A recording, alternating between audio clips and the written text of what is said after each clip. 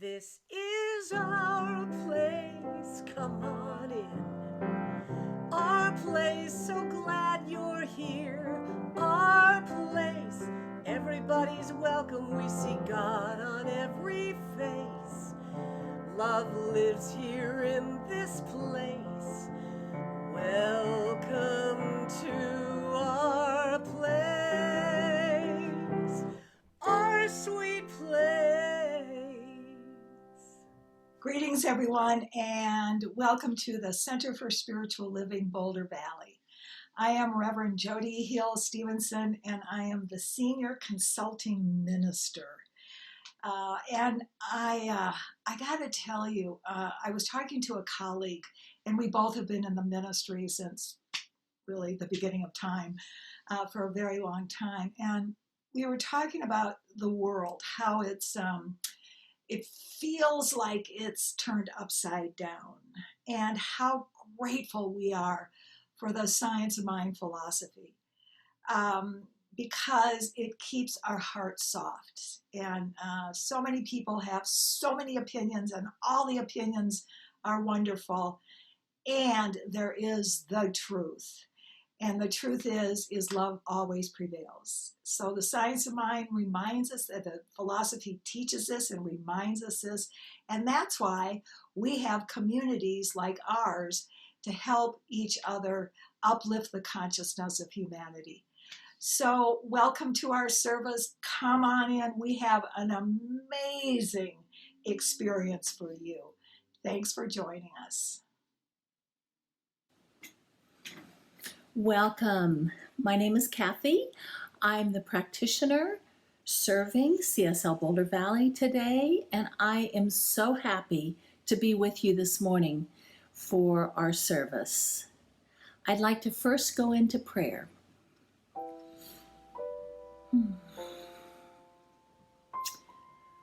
Knowing that God is all around, that there is only one spirit, one being, one energy, one within the universe. And I know that that spirit manifests in myself and in everyone listening to this service. Oh, with great gratitude, I want to thank everybody for attending today, and for those people bringing this service here today and making it possible for us to all be together. Thank you so much for all of the music, for all of the things that happen behind the scenes, and thank you so much for Jonathan and the message he's bringing us today.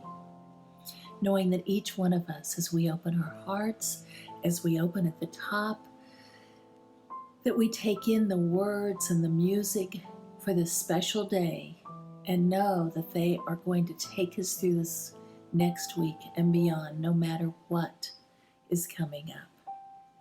With great gratitude, I release this prayer and say, and so it is.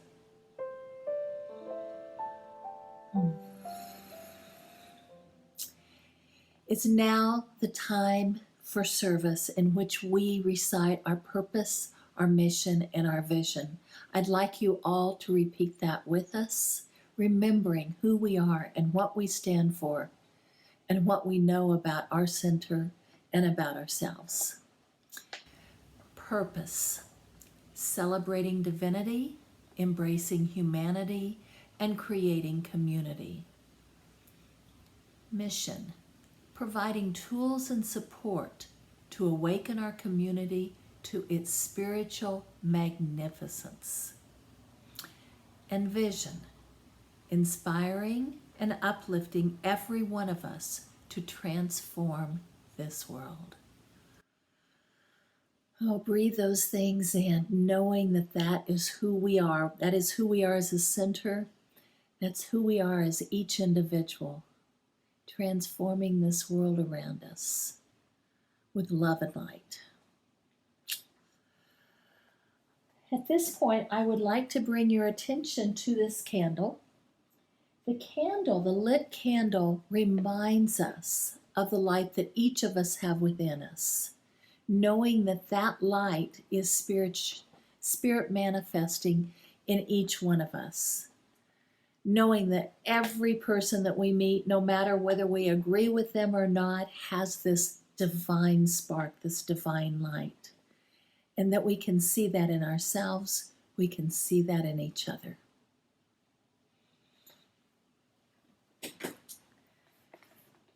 It is now time for readings. The first reading is from the Science of Mind textbook, Ernest Holmes. And this is in chapter 6. The world has learned all it should through suffering. The science of mind and spirit makes a tremendous claim when it states that the individual should be free from bondage of sickness, poverty, and unhappiness. It does, however, carefully set forth the conditions under which freedom operates and the laws governing life, stating in no uncertain terms that unless man understands these conditions and obeys these laws, he will not receive full benefit from its teaching. The world is beginning to realize that it has learned all it should through suffering and pain.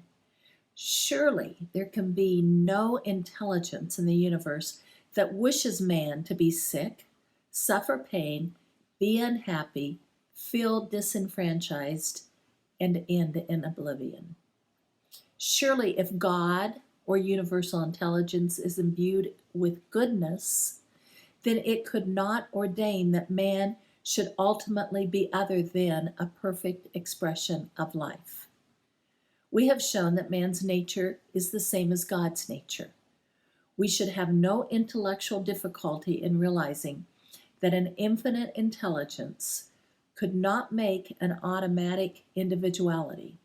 And this explains why man suffers on his road to self-discovery. His suffering is not God ordained because he creates his own experience as he becomes individualized. By individuality is meant self-choice, volition, conscious mind, personified spirit, complete freedom, and a power to back up that freedom. We cannot imagine a mechanical or unspontaneous individuality. To be real and free, individuality must be created in the image of perfection and let alone to make the great discovery for itself. The next reading is much shorter. It's by Dan Millman. And by the way, I found this on Lorelei Matisse, our practitioner in Florida, on her site. It says, faith means living with uncertainty, feeling your way through life, letting your heart guide you like a lantern in the dark. Knowing that in these uncertain times that these are the truth, these words are the truth. I would like to next lead you in the affirmation. Let us say it together, and then we're going to have some moments of silence to contemplate this affirmation. I am one with Spirit. I release my comfort in order to listen and will find my way forward.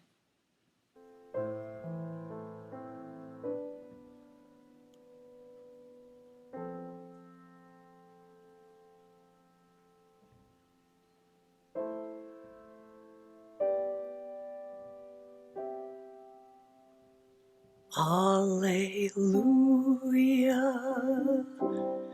alleluia, alleluia, alleluia, alleluia, alleluia, alleluia, hallelujah. We are one now. We are one now. We are one now. We are one now. We are one now. We are one now. We are one now. We are one now. So we sing hallelujah. Alleluia, alleluia, alleluia, alleluia, alleluia, alleluia,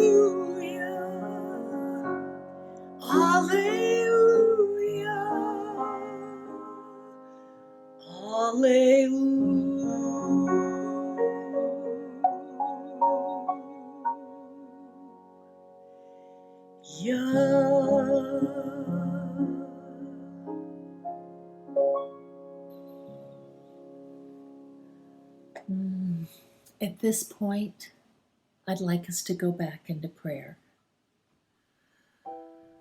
Oh, breathing in this precious air, this air that we all need for our bodies to survive. Breathing that air in, knowing that the air too is spirit.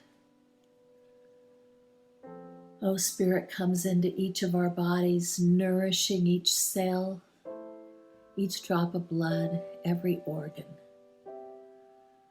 That there is spirit all around each one of us, in, through, and around. Knowing that that spirit is what connects us to each other. Because the light within is the light of spirit. And the light within each one of us is connected. Connected closely because it is all spirit. Oh, breathing that knowledge in, I know that that is the truth of every member of this center. And I know that there is an abundance of love, that there is abundance of finances, there's abundance of connection,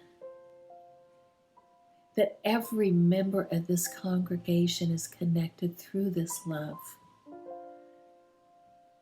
through the love of God, and knowing that each person, whenever they need to talk, can call another member of the congregation or a practitioner or whomever, that there is a place for everyone, whether they're a member or whether not, that we care, we love, we have this connection with each other and all those around us.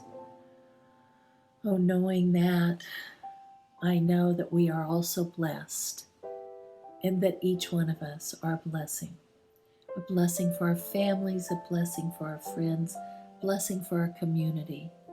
And knowing that this love connection, and these blessings that we send out not only go out into our family, friends, and community, it also goes far beyond to those in India who are suffering from the coronavirus, to those all around our country who are suffering from feeling disengaged or disfranchised, knowing that there is a great movement going on right now and that that is also God. And that movement is bringing the love, the light into people's consciousness even stronger than ever before. Oh, I know that that is the love of God working, that each one of us has our place in that. And I am so grateful for every member of this community. All of those who are helping make this service possible, and all of those that are working in other ways to keep our community going, to keep our community strong. So glad for our new minister, Reverend Jody, and I'm so grateful for the talk that Reverend Jonathan is giving today, and the music as always, that is so fabulous that Karen brings us. And today, I release these words, release it into the universe, knowing that they are already so, that it is so. And now I say, and so it is.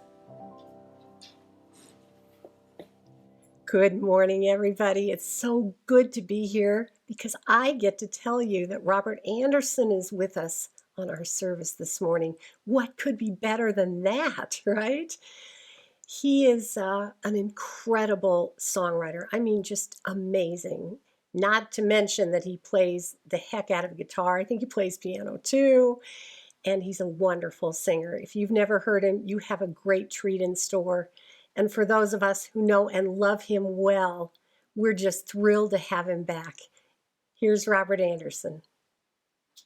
Hello, my friends. Robert here.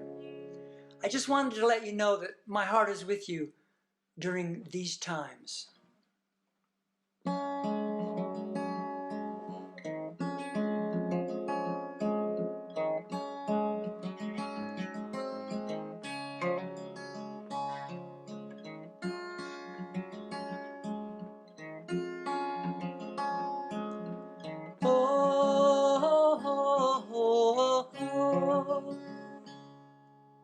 I can hear such sadness in the voices of my friends, talking about this world and its pain. We must not lose heart, we cannot give up hope, for long have we journeyed, waiting for this day. These times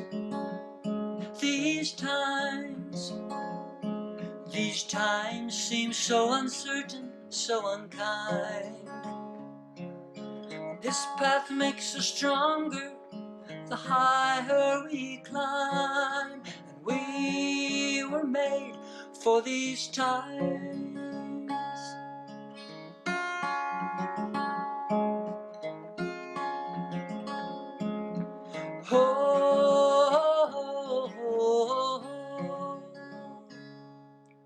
Let us turn our fears into courage, into faith, our greed to generosity.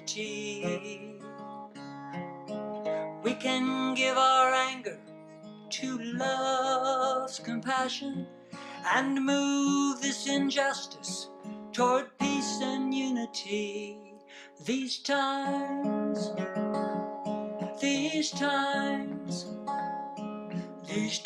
seem so uncertain, so unkind.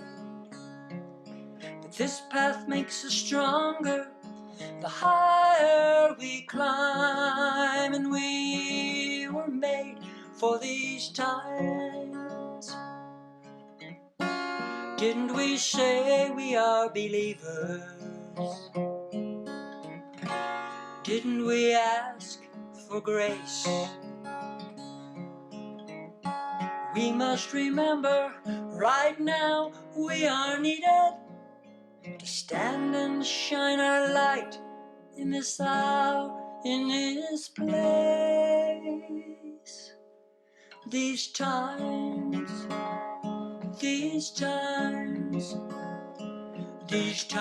seem so uncertain, so unkind. But this path makes us stronger the higher we climb, and we were made for these times. These times seem so uncertain, so unkind. We shall use our voices, we will not walk blind, and we were made for these times. Our hearts were made for these times. Thank you, Robert. Oh my gosh, your reputation proceed to. I've heard so much about you, and everyone's right. You're fabulous. Thank you. So I started in the speaking profession around 1980. I started out as a trainer. And I've met and I have studied with some of the most successful trainers slash speakers in the world. They've made millions. They travel the world, they make millions, and then they do these seminars, and I've sat at their feet. And but every once in a while, somebody comes along that is the eagle of the crowd. If if if it's okay if I say that, because I'm saying that. So I want you to know we have an eagle today. An eagle speaker is someone who's a spellbinder. And Dr. Jonathan Ellerby is without a doubt one of the best speakers in the world. He is the spiritual director of the Althea Center for Engaged Spirituality in Denver. It's the old Divine Science organization, and he's grown it from 12 to 150. He is so good. And he's also a Hay House two-time bestseller author. He travels the world. He takes people all over the world, travels with them, and does these spiritual seminars. So we are so lucky to have you, Dr. Jonathan. Thank you for being here. So, ladies and gentlemen, please join me in welcoming Dr. Jonathan. Greetings, Boulder Valley Center for Spiritual Living. This is your neighbor, Dr. Jonathan Ellerby. I am recording this 10 minutes from your front doors where I live, and I have passed your location many times, and it's really an honor and a delight to be able to speak to you, to connect with you, to communicate with you. As you may know, Centers for Spiritual Living have a very dear, special place in my heart, as I am the spiritual director for a center in Denver that blossomed out of the very same foundation and history that you have. In fact, I'm always proud to say that at the Althea Center Denver, we once were very honored to have Emmett Fox on the stage and ordained in our original community tradition, which is divine science. So thank you again for having me here. Now, you've probably already done some wonderful things this morning to get centered and to pray and to bring yourself into a point of connection, but it's difficult for me to speak or do anything effectively without taking a moment to kind of tune in and get clear. So I'm going to invite you to do the same thing with me. So let's just take a moment together. Humor me if you've already done it, and let's sit comfortably but alert. Taking a deep breath in through your nose, letting your eyes close.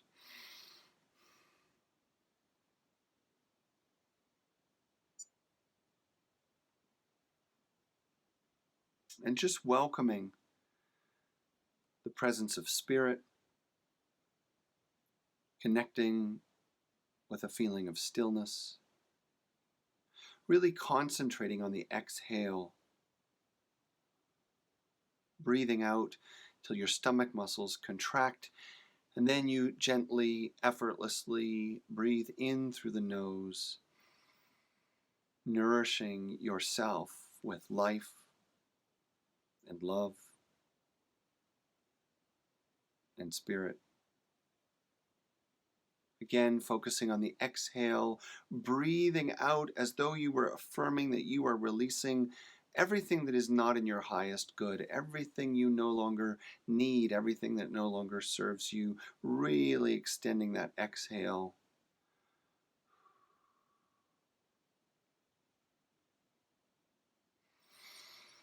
And then the restorative inhale in through the nose.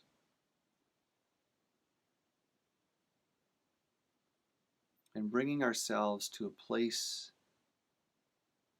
where we can feel the stillness inside ourselves, the silence that holds us. from this place we listen, not only to the message and each other, but to the spirit of life that is communicating through each word and all of our reactions. There are love and lessons everywhere. When you're ready, you can open your eyes. And we begin with a story. Now, this is a story that takes place a long time ago and far, far away. When I'm with people in person, I kind of like this to be a longer story with lots of audience participation, but that's not going to happen today. But let's get to the essence of it. You might imagine not far from where your beloved building is, here we are in Boulder Valley, that centuries ago there was a different village, maybe a Native American village. And in this village, there was a young girl going through a difficult change in life. And maybe as we begin, you can immediately relate. The world is going through changes right now. Your community is going through changes right now.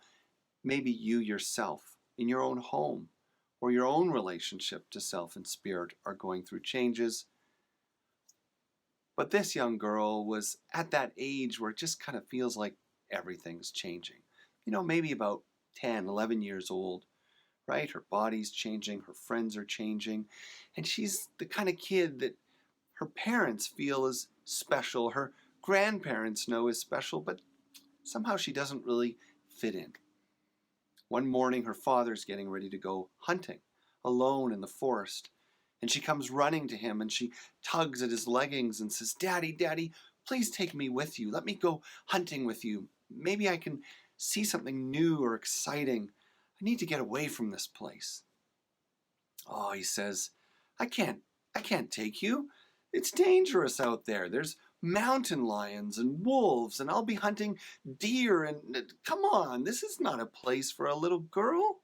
Stay home. Play with your friends." "Ah, that's just it," she says. "I don't really have friends. I don't fit in. Won't you please let me come with you? I know it's dangerous, but I'll be good. I'll do whatever you say." Well, you can imagine how this story goes, because he's a good father who always does the best for his child, and we all know the best thing for him to say is, "Stay at home." And what do you think he says? "Fine, come with me. Stop complaining." That's what we say. So off they go, and you know the story. They go through the field and over the river, and they get to the edge of the deep, dark woods. As they come to the edge of the woods, the man says to his daughter, "Now listen, I'm letting you come, but you promise to listen to me. When we go in, I'm going to take you to a clearing. There's a stone in the middle. You're going to sit there. You can pick flowers. You can gather wood for the fire. But that's it. If you see anything strange, you call for me. You hear anything strange, you call for me. If anything sounds concerning or scary, you go to that rock, you don't leave that circle, and you call me. You got it?" This is where you get to say, "You got it?" "Okay, you got it." Little girl says, "Got it. Whatever you say, Daddy." So in they go through the forest. She's so excited, wide-eyed. Butterflies she's never seen before, types of trees she's never seen before, animal trails, and they come to the clearing. "Remember what I told you?" "No problem," she says. "I'll call you. Whatever happens, I'll call you." All right. So off he goes, and there she is. And sure enough, she waits and waits. She gathers flowers. She collects wood. She sits on her stone, and nothing happens. Now, that's clearly not the end of the story. Like all good stories, all of a sudden, everything changes. There's a loud noise, like a crashing, cracking sound in the bushes. And then she hears the moaning of what sounds like a great beast. What's she supposed to do? Go check it out? No, she's supposed to call her father and Does she? No. Of course, she goes to the edge of the circle. She peers through the bushes, and there, in the shadows, she sees a great hulking figure, and it seems to be stuck. Does she call her father? No. She goes further in, and as she parts the bushes and the grasses, she sees it, a great, big mountain lion. And it's caught in a trap, the very same kinds of traps that her father lays, that her community lays. It's caught in the trap of her community. And then, just when she begins to back up, thinking she's made a big mistake, the mountain lion turns and looks at her. Wait. Don't go anywhere. Now you remember, this is a long time ago, not that far away, but this is when animals and people could talk and, magic was everywhere, so stay with the story. Don't go anywhere, says the mountain lion. I need your help. What? She says.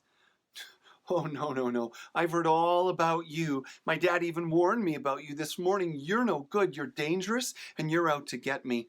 That's it. I'm leaving to call my daddy. Whoa, says the mountain lion. Come closer. I'm no different than your daddy. I'm just out hunting for my little babies. If you don't set me free, what will they do? Who will feed them? Won't you look into your heart and see the truth? Well, she thinks, and then she feels, and then she takes a breath. She decides to trust the lion. She comes forward, and sure enough, with her nimble little fingers, she unties the knots around the tightening rope on the mountain lion's leg. And just like that, the mountain lion turns. And you know what it does. Do you know what it does? I wish you could send in your answers. Does it eat her? That's its nature, right? No. This is a center for spiritual living. Come on. We have values. We don't tell those kinds of stories. So the mountain lion turns and gives her a great big sandpaper kiss up the side of her face and nuzzles her and says, "Thank you. I can't thank you enough. You have saved my life and my children. Tell me, how can I help you? I'll do whatever I can. Name it, and I will make it yours." Well, the little girl says, I don't know. Things aren't very good for me at home. I don't feel smart enough. I don't feel like I fit in. I don't feel like I'm strong enough or fast enough or pretty enough. I just, what do you got? The mountain lion listens and says, well, you're talking about gifts of the mind and the emotions and the body, but what if I give you a gift of the spirit? Something that will carry you through life, protect you, and give you a gift that always rewards with every passing day. Wow, she says, sign me up. So the mountain lion says, here's what you do. I want you to take an eyelash from my eye, put it in the palm of your hand, rub your hands together, wipe your eyes, and from that moment on, you will always see the truth.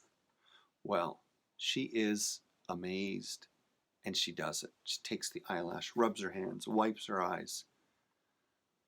And just like that, she looks at the mountain lion, and it's like she's having a daydream at the same time. She can see the truth. That there's a little den somewhere not far away with the group of little kits waiting for their mother to come back. And she felt in her heart the lion told her the truth. And she thanked her, gave her a big hug, and then ran back to the circle where she waited for her dad. Some time passed. Of course, her father came, looking tired and dirty. No catch to speak of. Oh, my girl, I'm so proud of you. You stayed right where you said. How was your day? And of course, she answered just the way kids always answer the question. Fine. What did you do? Nothing. Did anything happen? Not really. Kids. Still the same. So off they went. She gathered the wood, and he, with his bow slung over his shoulder, followed her as they walked towards home. How was your day, Daddy? She asked. Oh, he said, it was quite the day. I was following this great big stag that could feed the village for weeks. And I was running and chasing and going through canyons, and I just missed him at the last moment. But all of a sudden, her gift kicked in, and she could see the truth. There was no big stag at all. In fact, at best, he found a few rabbits that he couldn't even catch. At one point, he even fell asleep. It was an embarrassing loss of a day. And as she wondered what to think, to say, what to do, she noticed something more. The vision continued, and what she saw was that in his heart, more than anything, he wanted her to feel safe and looked after, and that was the truth. And so she spoke to that. She patted him on the back and said, well, thanks, Dad. We'll get him next time. And as she came to the village, things changed. A little boy saw her, and he came running out, inviting her to play. Come play with us. A bit suspicious, but a welcome invitation, and yet the vision started to take place, and she knew that boy wanted to steal her wood. He was up to no good. But there was something more. As she leaned into the truth, as she felt deeper, she realized that what he wanted was the wood to take home so he had less chores, because he was a part of a family that never let him be a kid, that demanded and demanded more and more of him all the time. He just wanted to play. So she spoke to the truth, and she gave him her wood and said, maybe next time, but why don't you take this? Maybe you'll get to play more. And as the days and weeks unfolded, the same pattern occurred. She would see people for who she thought they were, and it was like they were all wearing masks. Masks. There was something more to the story, whether they were angry, joyful, proud, chief, or bead worker. No one was entirely who they presented themselves to be. She discovered that deeper than the mask that they showed the world was another story. The self and the life that explained the mask. The self and the life that they kept hidden. Everyone had a world inside them, and she was amazed. And she started to treat people according to the truth. Not just what they showed on the outside, but what she could feel and see on the inside. And by the time she was a teenager, she became a celebrated healer. And by the time she grew older, she was a leader, respected and loved by the community. Everyone wanted to be her friend because it felt so good to be seen and loved, regardless of what things appeared to be on the outside. They say that as she aged, something new developed in her gift. That throughout her life, she'd always seen the stories that made everyone unique and different, the soul and its encounters, its trials and struggles. But eventually she saw something more. She saw a light. And you might call it spirit. The divine presence that is equally in all of us. And from that place, it was as if her heart opened to the world.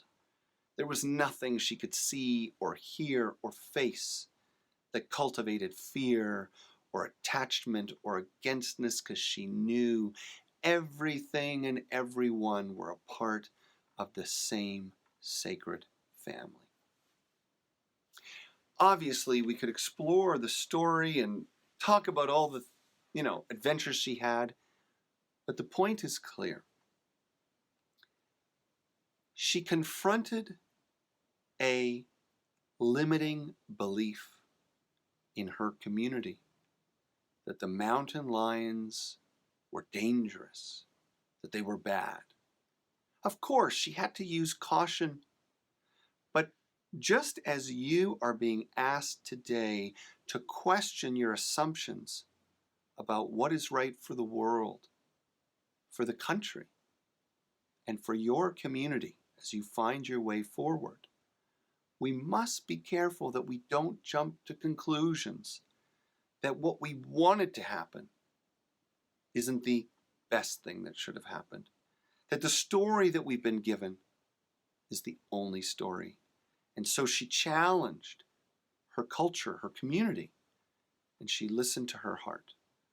She found something different in that mountain lion. She found connection. But more than that, the story goes on to say that as we begin to embrace people as they are and for their differences, something else emerges. That in that surrender, in that curiosity, we discover that which unifies us. Spirit, the one that is all. Now it struck me that in your vision, in your community, you talk about divinity, humanity, and community. And these are actually the three things that this girl awakens to in her story. Community is like the first level of who we are as people. I call it the conditional self. You could call it the mask. It's the face we show, and it's the arena of what we typically think of as the ego. It's not necessarily the best use of the word, but most of you know what I mean. It's the projecting, clinging, judging, attached, outwardly formed dimension to who we are, the conditional self. And the little girl discovered that that wasn't the whole story. She thought the chief was brave. She thought her mom was afraid. She thought whatever. She thought the little boy was wanting to play, but then she realized he had another agenda, and then she realized, right, more and more layers. The outermost is the conditional self, and that is where we interact with the world. That is what we show in community. And so we must ask ourselves, as we face these incredible times, where we must look at ending racism, where we must look at facing health challenges collectively, economic challenges collectively, are we really presenting the best face that we can? Or is it just what's coming up out of wound and reaction and unconsciousness? Are we willing to go deeper and see, as she saw, that there's more to the people we are reacting to, more to the situations that we are reacting to, and more to who we are? So then we move to the deeper level of who we are. In your vision, you talk about it as humanity. And humanity is the soul. It's the residence of the soul. Who were you born to be? What are your unique gifts? What has always made you you, no matter what happens or where you've been? And then finally, divinity.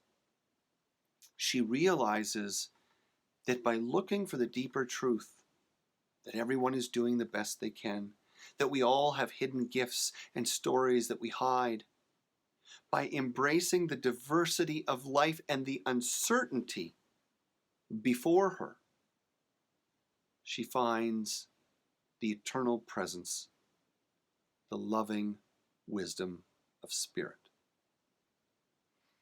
This is our opportunity today, and this message and this story felt so important for me to share with you, because I know your community is going through a time of uncertainty, and I know what that's like.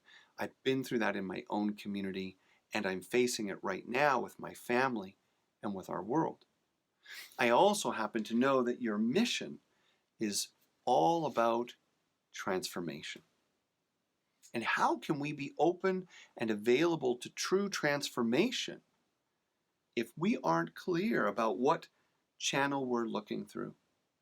Are we like the people in the village that have fallen comfortably into the stories that have been passed and passed and passed? Or are we like the courageous little girl that knows that in a world of imbalance, somehow we don't fit? It's not a reason to leave, it's a reason to look deeper. Deeper into our situations, deeper into ourselves, and return again and again to the oneness of spirit from which our humanity blossoms and our ability to connect with and grow community unfolds. So we have this amazing pattern of the three: the conditional, the soulful, and the spirit. Community, humanity, divinity. But as we come to a close, what's so important to remember as you face your own choices, decisions, reactions, communications in yourself, in your home, in your community, and in the world, is to realize that all three dimensions to who you are essential. They're all important. One may be a mask, one may be your true self, and one may be the universal essence, but we can't stay in any one of these places all the time. And the greatest life of resilience, clarity, connection, and the loving power to be a part of change understands that we must live rooted in the divine, honoring the uniqueness of our true self, our humanity, the wholeness of it, and share it through the words, the tools, the decisions, the mask that we go out into the world with. So I'm grateful to be invited into your space, wherever you are. I'm grateful to be with my neighbors, and I feel incredible that as I record this, I know you live all around me, and that I could probably ride my bike to your front doors, which are probably locked. But it feels good to connect, because when we move into this deeper dimension of who we are, we realize through our difference, we find our connection. And so I offer my love and I offer my support for whatever you're facing right now. And I encourage you to take the story of this little girl and her great awakening to be a healer in her village, and consider how your community might make this time of transition and change its most important opportunity to look deeper, revision, and express its fullest gifts and uniting light from the pure divinity in each one of you. So let's close then. And I understand you were asked, or I was asked, to share an affirmation that would go with this talk. If you like, we can do it right now. I'm going to take a moment. We can close our eyes, take a breath.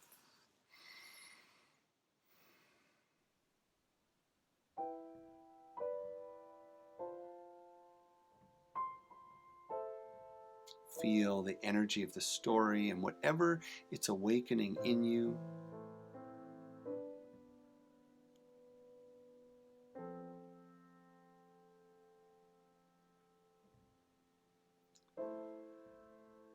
And we affirm, I am a living expression of the One.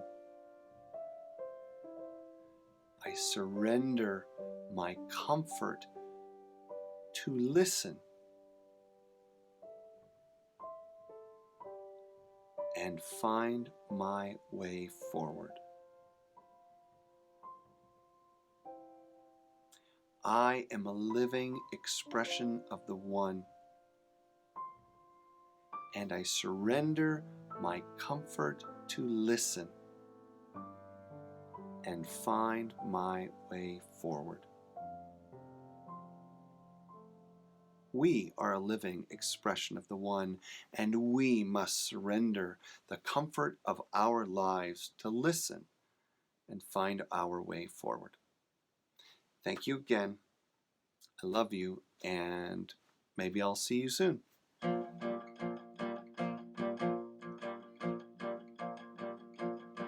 Well, the journey to the mountain begins with a step.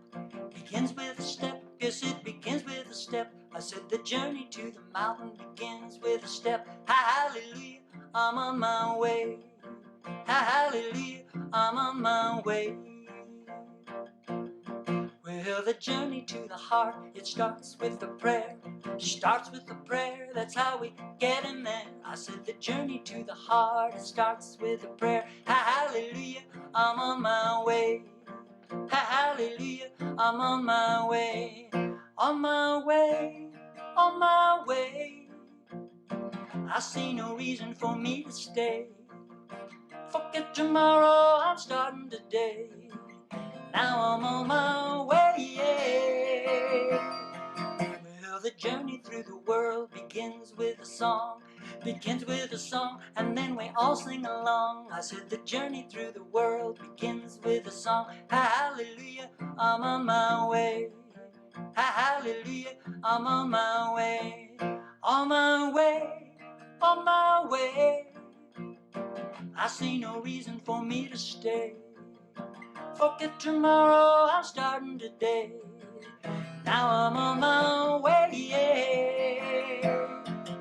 Well, the journey to the mountain begins with a step. Begins with a step, yes, it begins with a step. I said the journey to the mountain begins with a step. Hallelujah, I'm on my way. Hallelujah, I'm on my way. Hallelujah, I'm on my way. Thank you so much, Dr. Jonathan and Robert, for sharing your wonderful talents with us. It's always such a joy to have such experts in their talents and skills. So thank you so much. And speaking of having great people and a building to care for and staff and all kinds of things that keep our organization going, now is the time for us to take our offering. And I'd like you to, if you do it online, just put your hands to your heart. If you have a check, go ahead and put that here. But I'm going to ask you to continue giving to our organization. We have expenses, and we have third dimensional expenses, and we want to continue doing this for you. And I have to tell you, we are all having so much fun. So please give generously this week. So take your gifts in hand and repeat with me. This perfect gift is spirit in form, circulating and blessing all it touches. Freely I give, and joyously I receive. And so it is. And so it is. Thank you. Oh, it's now time for our announcements, for information. I wanted to first remind every member and maybe bring to any new listener the information that all of the practitioners that are listed on our website are available. Give us a call, send us an email, whatever works for you. If you have a concern, if you just want to talk, we are here for you. I also wanted to thank all of those in this service. Of course, Dr. Jonathan Ellerby, Karen Koresh, and Robert Anderson. Thank you all for bringing this service, this wonderful service, to us. Barbara Fang Bangkok also did some of the graphics, and Catherine Snyder put all of this together. I am so grateful for Catherine. She puts so much time in every week for us. She also serves as the president of the board and does so many other things. Um, there are very, very many people who are doing things, and I think most of you know who they are. It is now time for announcements. First of all, everything that we're doing on Zoom is available. The Zoom links are available on our website, cslbouldervalley.org. You just look in the upcoming classes and events section on our website. I wanted you to save the date. On Saturday, June 27th, we are going to hold a concert via Zoom as a fundraiser for our center. We're going to have wonderful music, participation, laughter, and connection. So save that date. Reverend Jody will tell us more about it. Also, this Tuesday morning at 9:30, Barbara Fang Badcock continues to host our tea on Tuesdays. She's going to lead us in a discussion and chat with the topic, What's Changing in You? And our third Thursday is coming up this week, June 18th. This month, the topic is A Buddhist Perspective in Spirituality in Alcoholics Anonymous. The speaker is Clay Rose. And then I also wanted to remind you that every Friday morning, Jay leads a discussion group called Anything Goes, and that really tells you what it's about. It's a chance for us to get together, let it all hang out. It's very informal, very relaxed. Just a bunch of us getting together, checking in, having conversation. Bring your coffee or tea or whatever you want and join us. Again, I want to remind you that the Zoom links for all of these things can be found in the upcoming classes and events page on our website, cslbouldervalley.org. Our outreach this month, once again, is Sister Carmen Food Bank. That is an organization who has been providing needed food for people in our community. And we have, I think this might be the third month in a row, and they really need that. As long as this pandemic is going on and people can't go to work, there's a lot of people who need their help. So contact Jim, and his phone number is listed right now. He picks up donations and takes them over. Thank you, Jim, so much for doing that. I also want to thank all of those people who are making masks for Clinica Camasina. The effort continues. Contact Twyla. That information is also on the screen. Contact Twyla for directions to pick up materials and patterns and all to make masks for this great great contribution. Her email address is also on our website. By the way, her email really is ymail, not Gmail. What a great experience we had today. Just lots and lots of talent oozing everywhere. Thank you to the practitioner. Thank you to the speaker, to the musicians. Karen, thank you. And I want to spend just a moment to really thank our beloved president, Catherine Snyder, because she's the producer of this service online. And I'm so grateful. You are doing such a great job.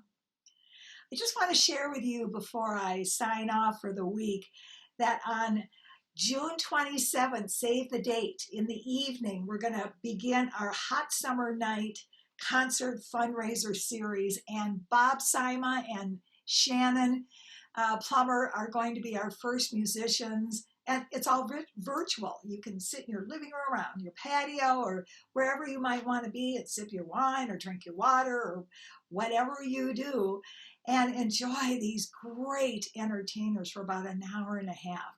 You'll be hearing more about that, but save the date, June 27th. 7 to 8:30, I think is the time. Have a great week, everybody. We are here to love and support you. And we'll see you soon. Bye now. So now it is time for us to say our benediction together, and we will end with a song.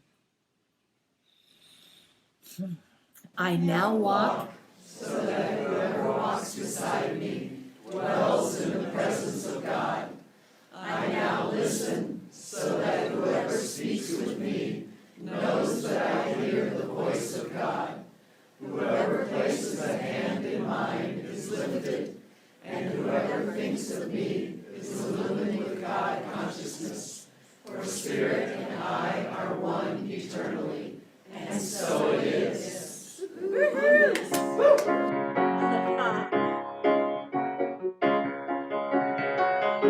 we go, everybody, sing. I release and I let go. I let the Spirit run my life, and my heart is open wide. Yes, I'm only here for God. No more struggle, no more strife. With my faith I see the light. I am free in the Spirit. Yes, I'm only here for God. I release and I let go. I let the Spirit run my life, yeah. And my heart is open wide. Yes, I'm only here for God. No more struggle, no more strife. With my faith I see the light. I am free in the Spirit.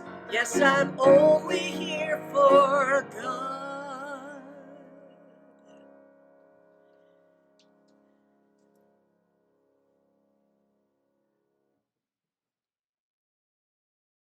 Original music written and performed by Karen Karsh. Copyright held by Karen Karsh Crystal Music. All rights reserved. Long live